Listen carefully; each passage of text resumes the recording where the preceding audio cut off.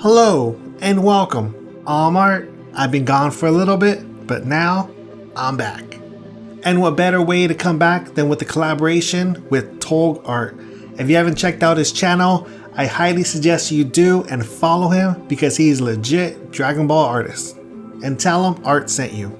He is the one who did the sick line art and it was my job to color it. The way I begin all my drawings is to start with the flats, which is the foundation that I build upon. And then once all the flats are done, I then begin to use the ragged hard round brush, linked down below.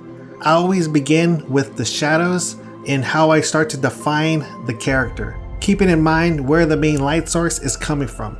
And in this particular drawing, the light source is to be coming from down below, shooting upwards. With this just being the very first general pass on the shadows, I'm not trying to add too many details, just trying to get the general area and trying to build that depth to this drawing. When it comes to trying to understand where the shadows go, it's okay to use references to help you with that, but the goal is to try to understand 3D space without it, so you get to grasp how those creases are hit by the light, how the face, how the different parts of the body are hit by different light sources.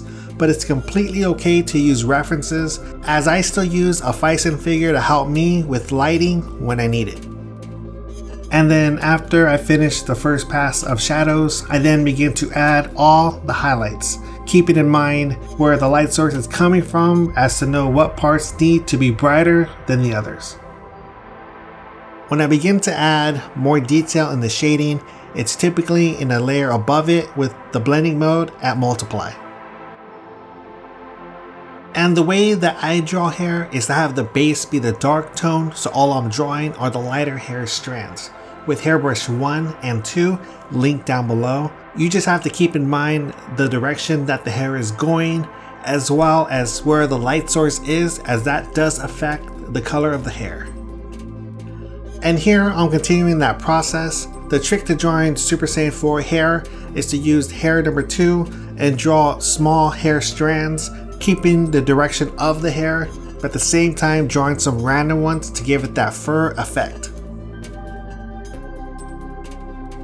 To draw an aura, I use a smoke brush linked below, and then I begin to just smudge it all out.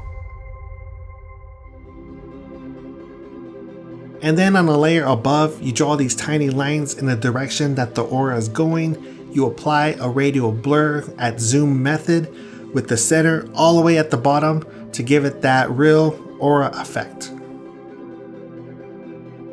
And I repeat that same process on the Super Saiyan 4 side, drawing tiny lines at the angle that the aura is going and applying a radial blur with zoom effect. And to finish off the drawing, I'm adding just a yellow rim light because the aura is affecting him as well. And here is the final completed drawing of Super Saiyan Blue and Super Saiyan 4 Goku split. And I hope you picked up a tip or two on my process in how I color all of my Dragon Ball artwork. And if you have any questions or comments, feel free to leave them down below. And if you like this video, why don't you give it a thumbs up? And if you're new here, welcome. And why don't you consider hitting that subscribe button, because I will be uploading videos on a weekly basis. And remember to go check out Tolg Art and make sure you follow him as well. And once again guys, I thank you for watching it. If you've gone this far, I appreciate it, and I'll see you in the next one. Goodbye.